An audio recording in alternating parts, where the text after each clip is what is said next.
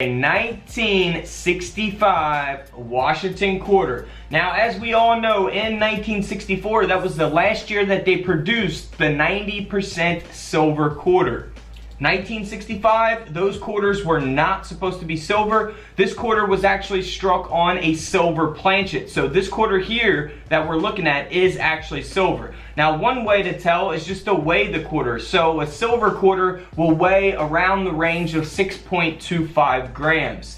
A non-silver quarter will weigh around 5.67. They're not always going to weigh the exact weight, but that's going to be a pretty big difference when weighing your coins there. And then you can always look at the edges for silver. I explained that in my silver coins videos. So definitely different ways to tell if the coin is silver. But this quarter, because of that, sold for over $5,000. Such a simple thing to look for. You know, it's going to be super, super rare to ever find something like this. But let's move on to the next quarter. Alright, so this is going to be a 1953. So 1953, those coins were supposed to be silver, of course. Now, this is really interesting. We all know what the back of a nickel looks like. Here's the reverse of a nickel. Now, here on this quarter, you can see the design of the building on the reverse of the nickel going through Washington's face here and to the left of his face. So really awesome. This quarter was struck on a nickel planchet. So we can see the design being cut off there as well. This coin sold for over $2,700. $2,700. Now here is a pretty extreme type of error. It is a Kennedy half dollar, 1964. Now something like this, obviously we're not going to be looking for in pocket change. You know, you can get half dollars from the bank, but something like this is really extreme and most likely not in circulation. This coin here has a huge brockage taking place on the reverse of the coin, and this coin sold for over $4,000. Now here is an off-center error. Like I always say, you can look for off-centers on pretty much every type of coin out there. This was struck 45% off center. It is a 1917 Buffalo nickel, and this coin sold for over $2,900. $2,900 for that error coin, and of course the condition of these coins is always going to affect their values as well. Now here is a 1968 Washington quarter. Now keep in mind, this is the proof quarter. So here's the difference between a proof quarter and a regular business strike quarter. And of course, this proof quarter will have the S mint mark. The proof coins typically in most cases will have that mirror-like finish.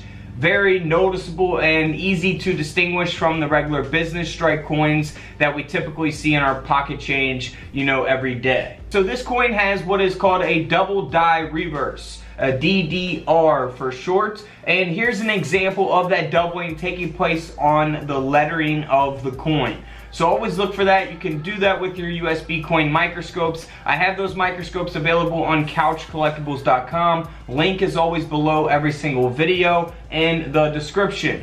So this coin here sold for around $190. Now keep in mind, it does have a very high grade of a proof 66. The coin grading scale only goes up to 70. So that's why this quarter is also selling for that price. Now here's a 1977 Jefferson Nickel. This coin here is the D mint mark. It has an obverse die cap with a mirror brockage here on the reverse. So we see that taking place, the die cap on the front of the coin, the obverse. And then once we go here to the reverse, you can see that mirror brockage. So it doesn't have that reverse design of the coin. It has the obverse design essentially backwards, mirrored. So this coin here sold for over $3,000 because of its condition and of course because of that mint error. Back to a quarter. This quarter here is pretty much a similar type of case. 1971 D mint mark Washington quarter, but here on the reverse of the coin we see that we don't have that design, and that is a result of the brockage taking place on the quarter. Now this quarter was also struck on a 5-cent planchet, so essentially a quarter design struck on a nickel basically. This coin sold for over $4,000. Same thing with this 1976 Kennedy half dollar here. This coin sold for over $4,000 as well, and we have that brockage and we see the coin design mirrored here on the reverse of the coin.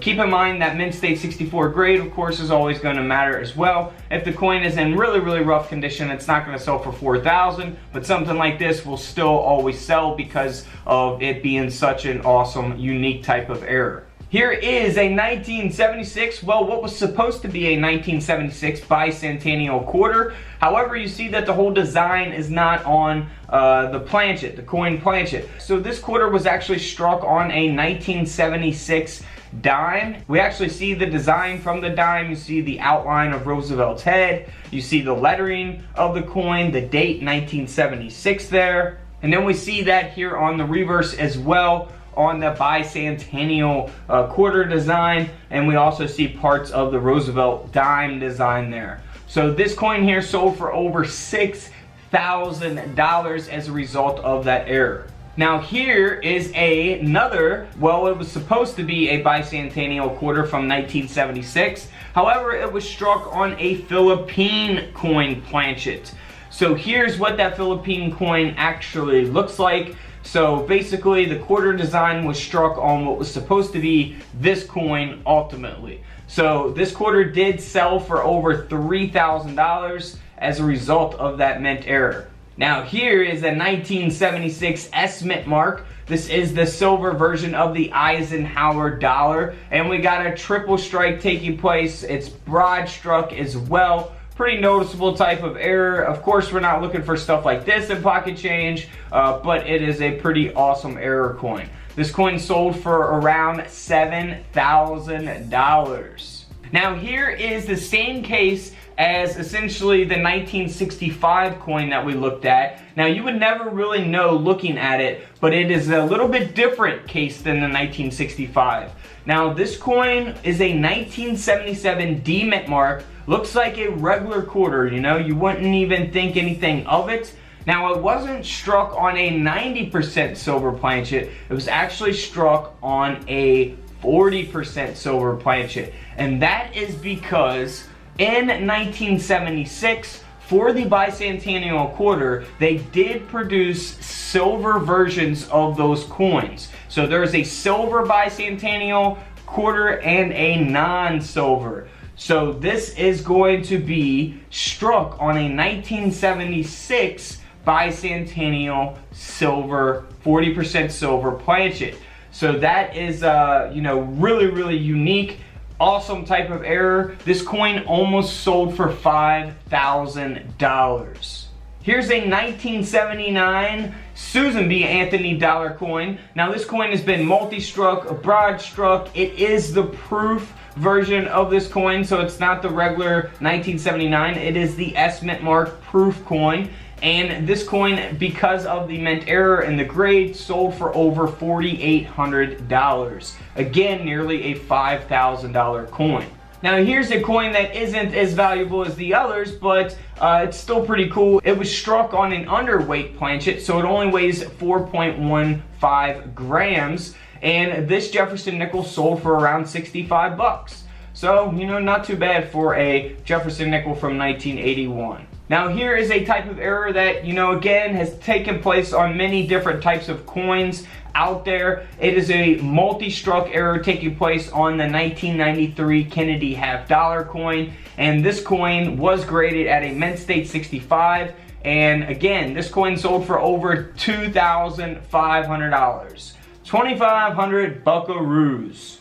Now here is a Roosevelt Dime. It is a no-dated Roosevelt Dime. We see here on the reverse that, you know, it looks pretty normal. It is a silver dime, and the obverse was struck through a capped die. So, you know, you can look for that on, you know, various different types of coins as well. I found one that was a penny. This coin here sold for around 75 bucks. They're really pretty cool errors to find. 75 bucks, I know it's not thousands, but still a really awesome error coin. Now here is a 1999, man, I'm gonna search some presidential dollar coin rolls for different errors. If you haven't seen my videos on presidential dollar coins, the gold dollars, definitely check those out. There's different errors to look for on those, but this is the Susan B. Anthony design dollar coin that was struck on a Sacagawea coin planchet. That's why it's got the gold tone to it. It is the 1999 P mint mark, and this coin sold for over $16,000.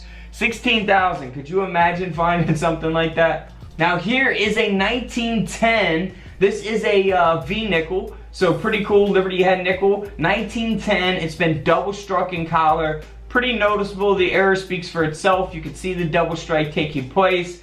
You know, like I say, very noticeable type of error. We see that here on the reverse as well. The whole design being double struck and rotated. Now this coin sold for over $3,000.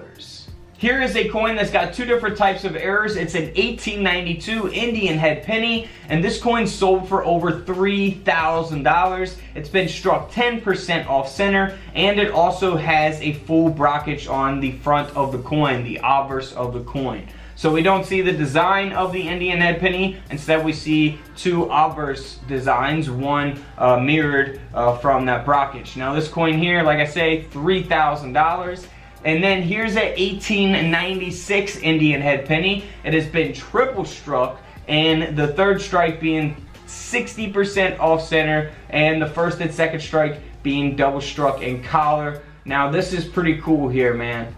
Would absolutely love to have something like this in my collection. $2,800 for this coin, nearly a $3,000 1-cent coin. So if you haven't checked out all the other videos on what to look for, modern coins to look for in your pocket change, definitely check those out. And until tomorrow, you guys know what to do. I will see you on the comment section below. Check out the videos to the left of me. Until then, see you on the comment section below. This is Couch Collectibles, and this is where I disappear.